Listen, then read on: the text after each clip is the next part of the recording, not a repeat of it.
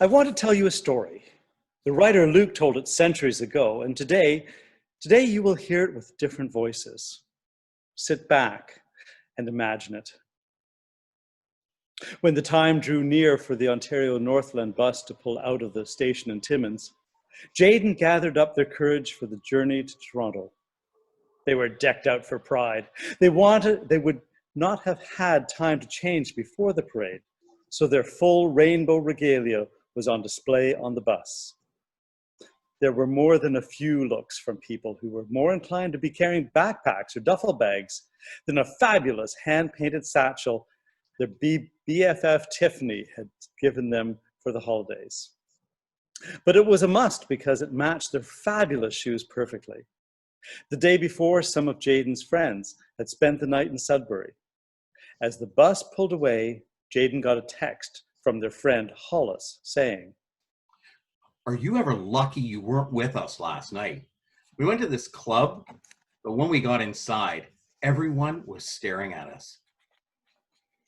Jayden remembered that their friend Riley had told them that it was an LGBTQ friendly place on Saturdays, but obviously that wasn't the case. The text continued.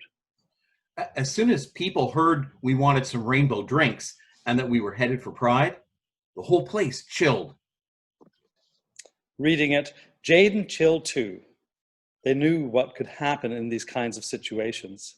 They had heard stories on the news and in the papers of people being bashed or stabbed, or even worse.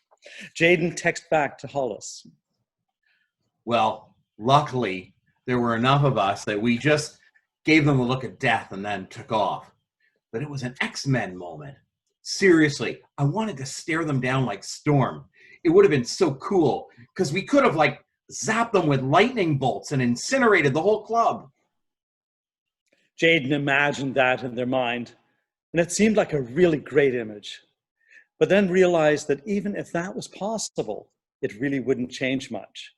There would always be another club and another place where somebody would challenge them or kick them out. They texted back.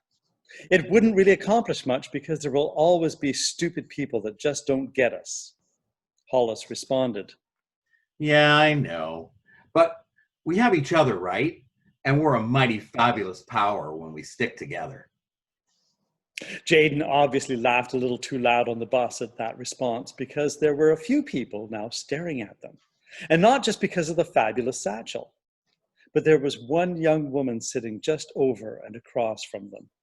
And she said to Jayden, "Hey, are you going to Toronto? Are you going to Pride?" Jayden didn't really think that needed an answer, but they responded with an invitation. Yeah, how about you? Do you want to go with? "I'd love to. Maybe when we get to Sudbury, if my friend isn't there to pick me up, I could go with you. But if my friends are there, then I can't.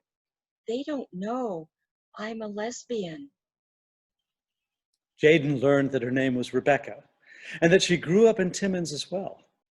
Rebecca seemed keen to meet up with Jayden's friend and go to Pride, but there seemed to be something holding her back. They talked as the bus traveled down the highway. "I met this really cool girl in Kirkland Lake. I like her so much. I want to ask her out on a date. I wish I could make it happen. Then I could go to Pride." Just before they were to change buses in Sudbury, Jayden reminded her of their invitation, thinking how cool it would be to hang out and share Pride with her in Toronto. Rebecca was the first to get off the bus and was there right in front of Jayden. As she went down the steps, she called out to a group of people who circled her. Jayden caught a hint of regret out of the corner of Rebecca's eye as they whisked her away to a waiting SUV. When the crowd cleared, Jayden could see their friend Hollis standing, waiting, looking fabulous and coiffed, even when perched on a peeling gum-covered bus station bench.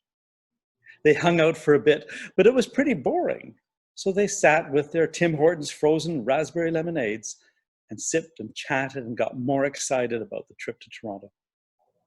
While they were waiting, there was this dude that kept staring at them from across the street, and they started to get a bit uncomfortable. Then, even worse, he started to walk over to them. Jaden, I think that's the bouncer from the club. They braced for the worst, but were pleasantly surprised when he complimented Hollis on how gutsy it was to be out in Sudbury. He hesitated before he added that he wished he could be out as well. He confided that he worked at the club as a bouncer so that everybody would be scared of him and wouldn't ever guess that he was into guys. Hollis was quick to offer an invitation. Well, why don't you come to Toronto with us? Just hop on the bus and come to Pride. We'll have a great time. It was clear the bouncer thought this would be pretty cool, but it was clear that he was also overwhelmed by what he thought he would lose if people found out who he really is. Hollis saw through that. Yeah, but what are you losing by not coming with us? I mean, I know it's Ontario Northland, and we are kind of roughing it, and we aren't staying at the Windsor Arms when we get there, but it'll be fun. And you can be yourself, and you'll meet tons of cool people. You can be who you really are. Seize the day. Don't look backwards. Come with. And lights and scene.